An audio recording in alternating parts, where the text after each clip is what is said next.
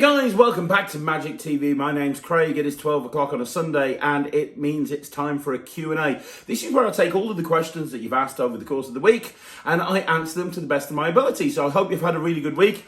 We've got some very interesting questions this week, a whole bunch of them, including quite a controversial subject that's happened recently in the Magic community that people have asked me about. So without further ado, we'll crack on with that one first. Let's have a look at question number 1. Okay, so guys, this first question has been asked to me by several people, both on private message and in the comments and even by email. And I've been asked on my thoughts about what's happened in the last couple of weeks with Ekaterina. Now, I didn't really know what was going on here. When everyone started messaging me saying, hey, what's your thoughts on this? What's your thoughts on this? I was like, I don't even know what you guys are talking about. I had to do a bit of research into it. Because although I follow her channel, and by the way, if you haven't already, you should follow her channel. It's a great channel. She puts out some amazing content. Although I follow her channel and I've watched many videos over the last few years, I haven't seen anything in the last 4 weeks. I've been very busy since January. So I've not really had a chance to check out any of her stuff. And people said, hey, what do you think of the thoughts? What's going on? Like I've said to you before on this channel, what's interesting is people tend to message me if there's something going on that they'd like my take on, which is kind of really weird. But to synopsisize it for you and to kind of sum up what's happened, on her channel, she's actually put a video up, 5 easy tricks that you can learn. And when I watched the video, which was yesterday, when I watched the video, there was a simple 2-card transposition on there. There was a version of the vanishing bottle. There was a vanishing rubber band thing. There wasn't any mention of Roy Walton's card warp. However, having read the comments and read between the lines, I think that what she did is she taught card warp, which is an amazing trick. Everyone should do card warp. And she's had a lot of hate from the Magic community as to, she's had a lot of hate that she was teaching a trick that wasn't hers to teach. I think the Davenport family have got the rights to card warp. I'm not 100% sure, and there's been some horrible comments being made about her, and she's just released another video with her response to the Magic community, talking about why she's done it. And as far as I can see, she's taken the card warp thing down. She says she's talking with various different people about what to do about it. So yeah, that's kind of where we are with that. Look, here's the thing. This is my attitude, and I've talked about this on videos before, so I'm not going to go into too much detail. My attitude towards tutorials on YouTube is very simple. I have no problem with it as long as it is public domain. As long as it's public domain, I've got no problem with it, because when I was a kid and I got into Magic, I couldn't afford to buy there weren't DVDs. Couldn't afford to buy tapes. I couldn't afford really to buy tricks. Definitely couldn't afford to buy books. So I went down the library. I took books from the library. I read them back to front, inside out, and then I took the book back. Now these days, YouTube for me is just like a massive library. And, you know, I know a lot of magicians that got into Magic because of YouTube. Maybe they saw a magician and they saw a magic show and they went on YouTube and they started looking into magicians, and it kind of read down like a rabbit warren of various different videos, and they've ended up being amazing contributors to the Magic community. So for me, videos that are tutorials on YouTube are a little bit like taking a book out of the library. I don't have a problem with it. I do have 2 issues. The first problem I have is a lot of the people that are doing tutorials shouldn't be doing tutorials because they cannot teach. They are not teachers, and I think it's quite a difficult thing to be able to teach a magic trick. And if you teach it badly, either the person who's learning it will do it badly, or presentationally they'll do it wrong. Because a lot of people, when they teach magic, it's just a case of, right, do this move, this move, this move, this move, this move, and then it's done. And it's more about that. It's more about understanding the timing, and it's about understanding why you do what you do and when you do it. And I think a lot of the people that put tutorials on YouTube, they don't do that. I also have a kind of an issue with people saying, hey, learn this easy magic trick and perform it within seconds. For me, it trivializes magic. It's kind of like, oh, magicians aren't all that. If I watched enough videos, it'd be a piece of piss for me to be able to do this thing because all of the tricks are easy. And that's not the case. So I kind of have an issue with that. And I have a big issue if tricks are being taught and it's not your trick to teach, if it's somebody else's marketed trick or somebody else's intellectual property, you shouldn't be teaching it on YouTube. So in terms of the video that she put out initially, I don't think she should have put card warp in there. But fact, she shouldn't have put that in there. That's not her trick to teach. And she's a very experienced magician, and she's been around for a very, very long time. She's been around on YouTube since 2006 or something like that. So she knows that card warp is a marketed effect. Now, maybe she thought it's as old as the hills and therefore it's okay. It's not okay. However, what she has done is she's not just gone, well, screw you all, and just kept it up there. As soon as the backlash hit, is what she's done is she's taken it down, or she's re-edited it. As far as I can see, card warp is no longer there. The snap change is there, a couple of other bits and pieces there. Card warp is definitely not there. And she's put a video on there explaining herself. There's nothing else she can do. She thought that she was doing the right thing. Because here's the thing, nobody ever sets out at the beginning of the day to mess up. Right, you know what I'm going to do today? I'm going to go and fuck up today. That's what I'm going to do. Everybody, that never happens. You think you're making the right decision up until you realise that the right decision isn't exactly the right decision to make, right? So I'm sure she thought she was doing the right thing. I bet she's had lots of people commenting on her channel going, please teach me magic, because I have that on this channel. And she's thought, well, I'll put a video together. It might help people, it might encourage people to learn magic. Let's put this video out. And she's just chosen card warp, thinking this is quite an easy trick, and it is a good trick for a beginner to learn, but it's not a good trick to teach on YouTube. But she's took that down. So she's done the right thing. She's absolutely done the right thing, and no one can fault her for that. My issue, and I have a big issue with this, is we are back to internet bullying. I think that she's deleted a lot of the comments off the original video, but reading the other comments and reading the comments on the new video and listening to what she said on the new video, it seems that the internet bullies have been out in force again. And that happens all of the time. I've had to probably block 6 or 7 people on this channel in the last couple of days. Because here's the thing, and I've spoken about this on Q&As, I've spoken about it on rants, I'm not going to get into it right now, but the sort of people that jump down somebody's throat and go, oh, you're scum of the universe, fuck you, and all of this stuff. You know, a lot of the time they're hiding behind a faceless profile. Now, I know what people are thinking here. They're thinking, well, hang on a minute, didn't you do that with Hansen Chen? Didn't you do that with Justin Flom? Well, yes, I did. But you know what I did is I reached out to them first of all. Before I recorded the video with Hansen Chen, I had a long conversation with him on Facebook Messenger, going back and forth, saying, what are you doing? This is completely wrong. And I spent ages having a conversation with him blanking me and saying what he's doing is the right thing, which it wasn't. Same with Justin Flom. I reached out to him. Now that dick obviously chose to completely ignore me because he doesn't care. But fair enough. It is what it is. I will always try and reach out to people first, right? But faceless nobodies who get their kicks out of trying to make people feel bad about themselves. They are the scum of the universe. And to every single person that made her feel bad about herself because of your comments, you guys are scum. It's as simple as that. There is a right way and a wrong way to do things. You look at Tom Stone. If you go look at the original video, Tom Stone's on there. Now, Tom Stone is a class act. I've talked about how amazing Tom Stone is, in my opinion. And he went on that video and he was like, hey, this is wrong, blah, blah, blah, blah, blah. He put his point across in a very professional way. And fair enough, you know, that you don't have to create a fake profile and make people feel bad about themselves and insult everything about them. You don't have to do that, whether it's my channel, her channel, anyone else's channel. You know, the people that are doing that, the internet bullies, the keyboard warriors that jump on a video going, oh, you whatever it may be. I fucking hate you guys. It's as simple as that. I really, really do. And not only do I hate you, I kind of pity you. I pity you that your life is so pathetic that you feel the need to get your kicks out of. But why don't you just actually, instead of doing that, why don't you just do something constructive with your life?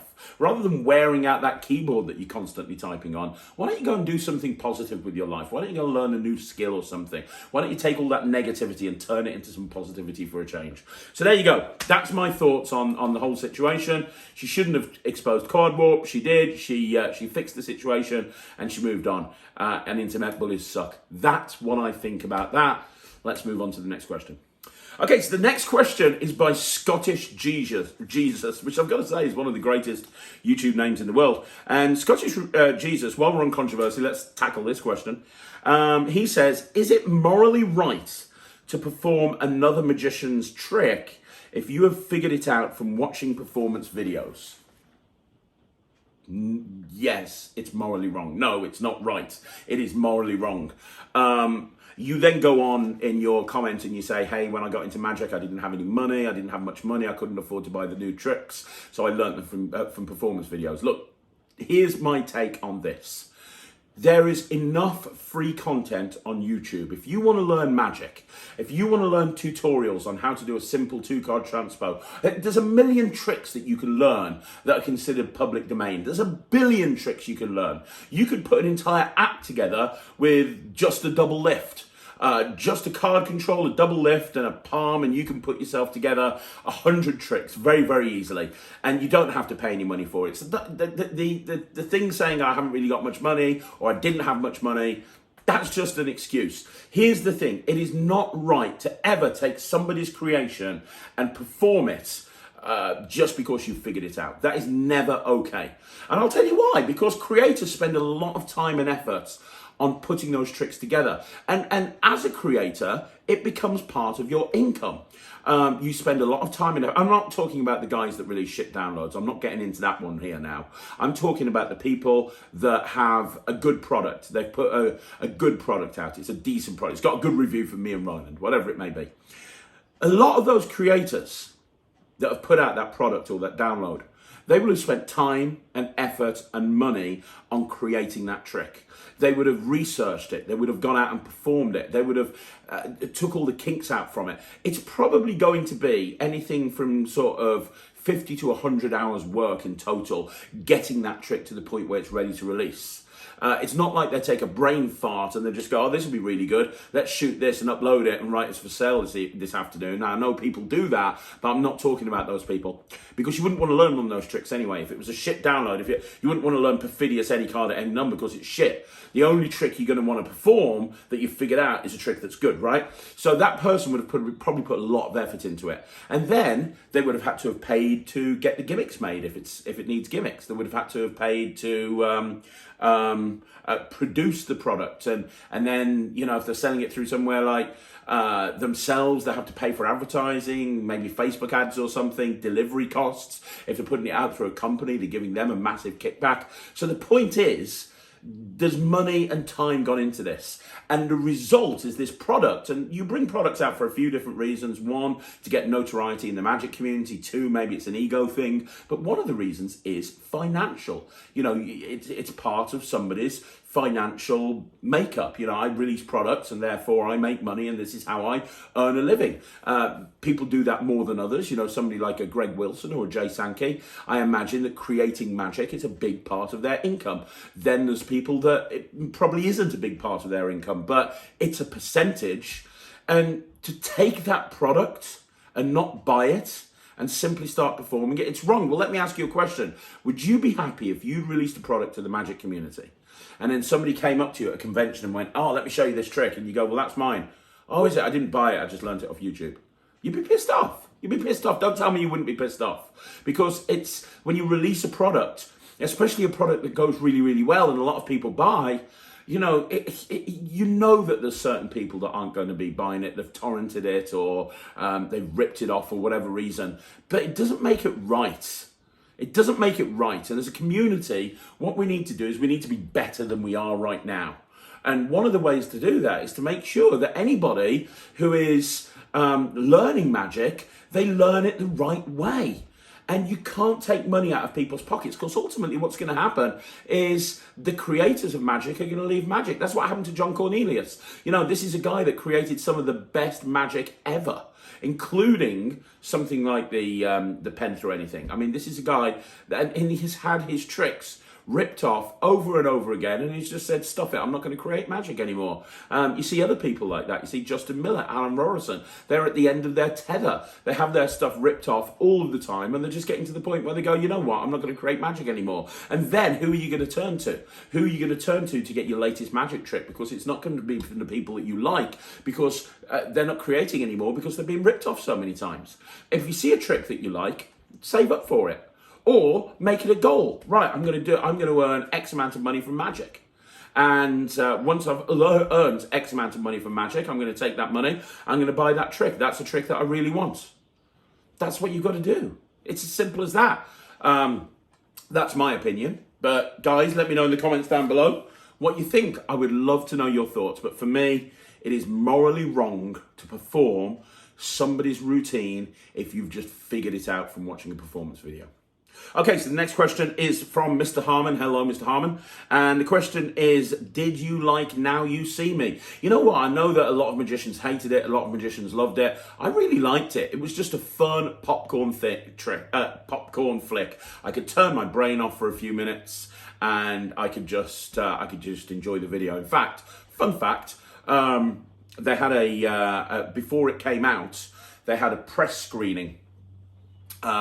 Just for the press to go and watch it and review it, and we went and did our illusion show there in the lobby. We had to do 4 15-minute sets for the journalists to do a walking around before they went in, and then we got a chance to see the movie before it even came out in the theatres. And yeah, I like it. I like number 1 more than number 2. I thought number 2 was okay, but number 1 was it's not exactly an Oscar-winning film, but it's pretty cool, you know. And here's the thing about films: any film that portrays magic in a positive light, any TV show that portrays magic in a positive light is good for magic, because, you know, people see that film and they'll go, oh my gosh, this is really cool. I wonder if I can get a magician for my wedding or my private party or whatever it may be. And that's ultimately going to lead to more people booking magicians, which is going to be good for us as a community. So any film that comes out that actually is half decent and portrays magic in a good light, I think we should be supporting that. Simple as that. Okay, there's another question from Mr. Harmon, question number 2, and he wants to have a Gordon Drayson update. For those of you that don't know what Mr. Harmon's talking about, a couple of weeks ago, I went into great detail about Gordon Drayson. I apologised for calling him names on this channel, and I shouldn't have done that. Me and Gordon have talked since then. We've chatted back and forth, and you will notice that we are now Facebook friends, which is a good thing. We found some common ground. I've apologized to him again. He's even, you know, which is a really nice thing to do. If anyone saw the video, you'll know that one of my big issues is on a news thing that he used to run. He posted an article on there that really just made me feel very, very bad. It caused a lot of hate to come in my direction, and it wasn't a good time for me.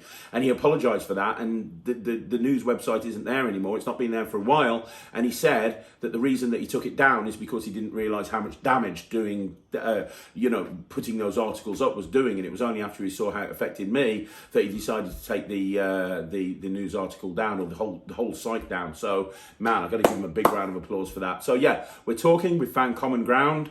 And, hey, when you can meet up in the real world and next Blackpool, maybe you'll see me and Gordon at the bar together having a drink. But as far as I'm concerned, dialogue has been initiated, and, we're kind of finding common ground, and the whole thing is water under the bridge, which is good, because you don't need drama in your life. You know, I've got enough drama in the middle of a pandemic. We don't need any more. So thanks for asking, Mr. Harmon. But me and Gordon are pretty cool. Pretty cool.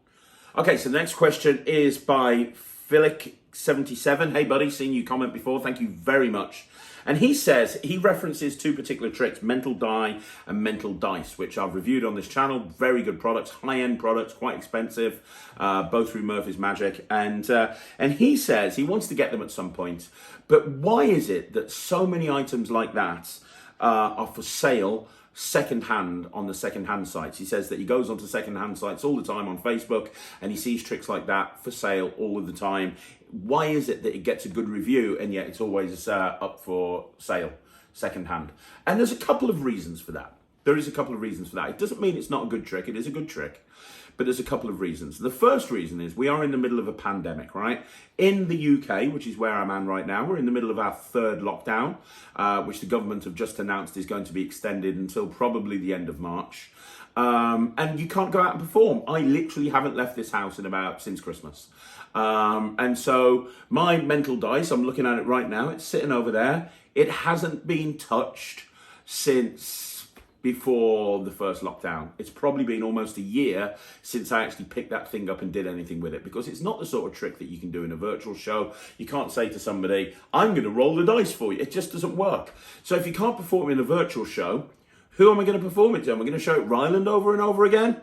It's just sitting there gathering dust, right? I'm not doing anything with it.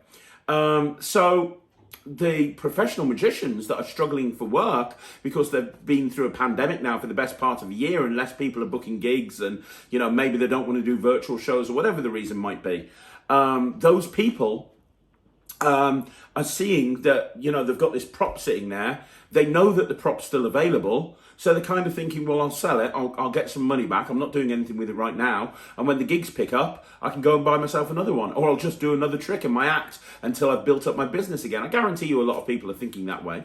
And then there's hobbyists, right? Now, the thing with hobbyists, and I love hobbyists. I think they're amazing. I'm not using the term hobbyist in a derogatory way at all. I think some of the best magicians are magicians that aren't full-time magicians, because when you become a full-time magician, you gotta earn money. So a lot of your trick selection is based around the fact that you need to earn money, right? And you might not do the more creative stuff that hobbyists do. Look at John Bannon, look at John Gustafaro, look at Matt Baker, look at Joe Reinfleisch. The list goes on and on and on, right? But a lot of hobbyists, what they do is they buy a trick because they're curious. They want to know the secret. So they buy a trick and they'll show it to their friends and they'll show it to their family and they'll play around with it. And then the next shiny thing will come out and they're like, oh, I want that one as well. And maybe the wife was like, no, you can't buy that just now. So maybe they'll sell the more higher priced item to buy more magic. And I think it's just the way it is. You know, that's always happened. Way before Facebook, people were buying and selling tricks amongst themselves. It's happened all of the time and it'll continue to happen. But I think the thing that's making it worse at the moment is we're in the middle of a pandemic, and a lot of the people that have got the high priced items, they've probably bought it because they want to put it in their act and they're not using it at the moment, and they think that by selling it they can get more money, that they need that money more to pay their mortgage than they do to have a set of dice sitting in the corner of the room. I don't know.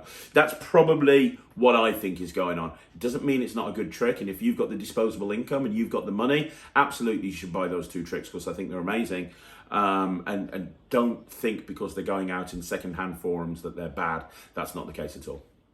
So the next question is from Alan Zoom, and Alan Zoom says, you know, have you changed your mind about sponge balls since you've spoken to several people on your interviews, like Sean Farquhar, that have said that sponge balls are awesome, and I'm an idiot for saying they're not awesome?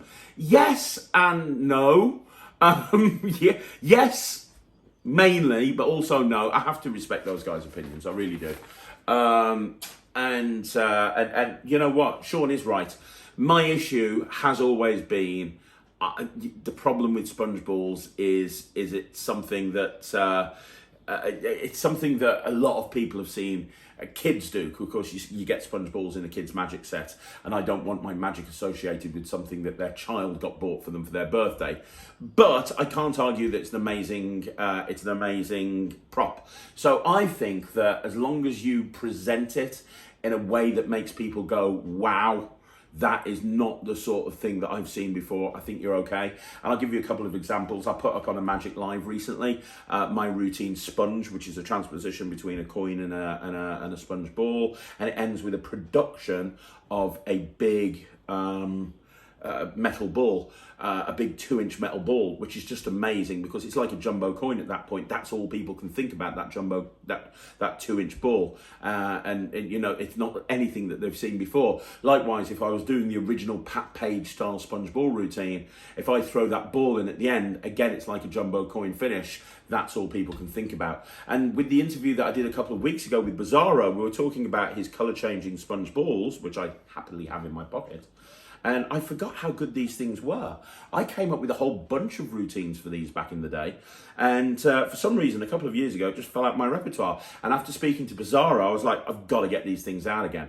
And I've been working with these, and I've been going through my notebooks and working out all the different routines that I did before. I'll probably put some of them on a Magic Live soon. But the beautiful thing about Bizarro's balls is that you can have like the red one over there, you can have the green one here, you can shake it and it visibly changes, and it just looks amazing. They look absolutely brilliant. So yeah, I just you can do wild coin side things, but color change, there's so much you can do with those sponge balls. I'm carrying them with me at the moment, everywhere at the moment, because I'm coming up with a whole bunch of routines with them.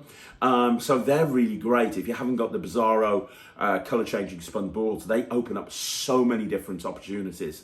So yeah, and also I'm opening my virtual shows with a sponge ball routine because it's really visual for virtual shows as well. So yes, basically I've changed my mind about sponge balls, but they have to be done in the right way. Okay, so the next question number 6 is, or it might be even more, I don't even know. But this is from George Adcock, and he asks, what illusions would you buy for your illusion act if money was no object? Well, there's 2 illusions that I've always wanted, that I've never bought because they have been very expensive, and one I came very close to buying a couple of times. So the first is a clear sawing in half, which you haven't seen is a clear sawing in half. It's a sawing in half, but they're see-through boxes that go on the top of it. It's absolutely amazing. 2 reasons why I haven't bought that. 3 reasons actually. Number one, it's incredibly expensive, which wouldn't be a problem because I've bought illusions more expensive than that. But the second issue with it is David Penn does it and does it really well, and it's a feature of his act. And we live kind of closest to each other, and I didn't want to be the guy that was like ripping off his illusion act, because he was the first person I saw do it, and I wouldn't want to turn around to Dave Penn and say, hey, I've put a clear sawing in half in my act as well, buddy. Hey, thanks for that. And also because I do the wakeling sawing in half in my act, I do the wakeling sawing in half, which is absolutely amazing. And I love the audience participation of having 2 people on stage strapping the girl down and holding her in place while you saw her in half. It's just a brilliant illusion.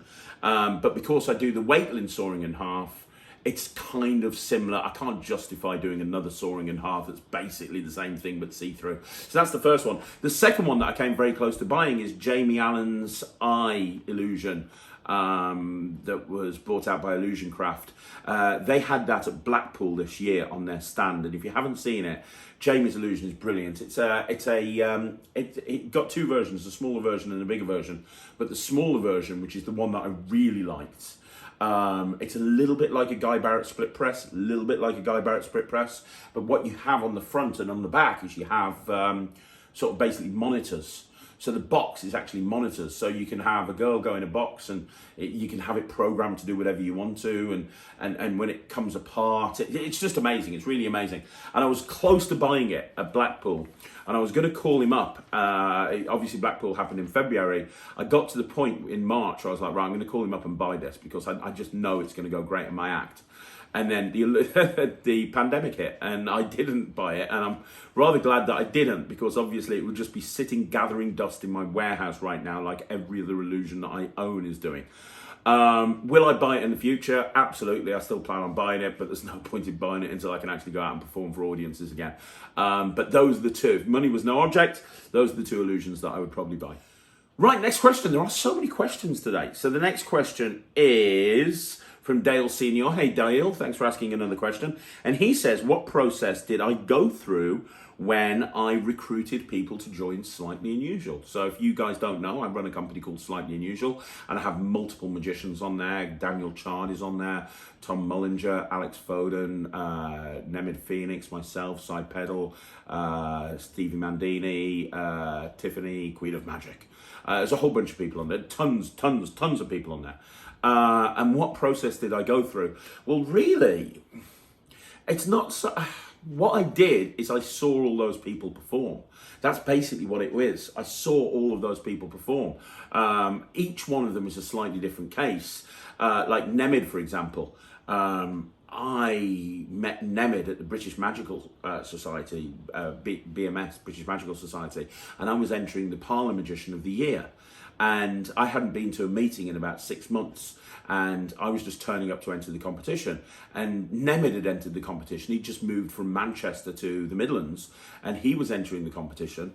And he was there, and he thought he had this thing won, and he is an amazing magician. And I walked in, and I was like, "Hi, I'm Craig." And he's like, "Hi, I'm Nemid." And he said, "What are you doing here?" And I said, "I'm entering the competition." And I went on to win the competition. And what's funny is I was planning on doing multiple selection and chop cup. And he went and he opened with chop cup and then went into multiple selection. So I changed the routine on the fly, and I did card in the box and some coin stuff. But yeah, I won the competition, and he came over to me afterwards, and I was like, "Man, I really love that. We need to talk about getting you a part of Slightly Unusual," and the rest was history. Alex reached out to me and said, "Hey, I want to get more work," and he lived just down the road from me, and he was like, "I want to get work as a magician. What can you give me some advice?" And I said, "Well, why don't we meet up for a coffee?" And so we met up for a coffee, and I said, "Show me some stuff." And I'm like, "Man, you're really good.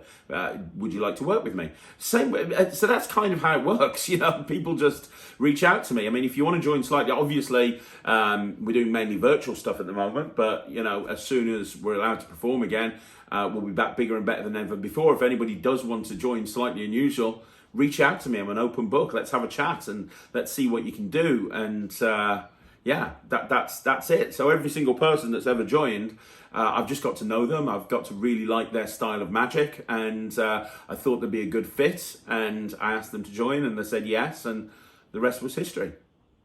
Okay, so the next question is from Gabrian Gray, and he asks what my favourite plot is in coin magic. I just love portable hole. I love portable hole. I love the concept of taking a coin and dropping it into a hole. I think that's just a great plot.